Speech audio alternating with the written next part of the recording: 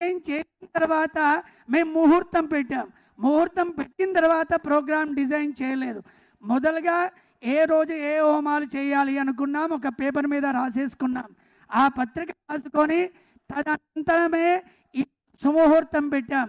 ఆ సుముహూర్తం ఎంత బాగా దొరికిందంటే శుక్రవారము పూర్ణిమతో కూడుకున్న చతుర్దశి మూలా నక్షత్రం తెల్లవారితే ఇన్ని అనుకూలమైన లక్షణాలున్న ఒక ముహూర్తం మాకు దొరికింది.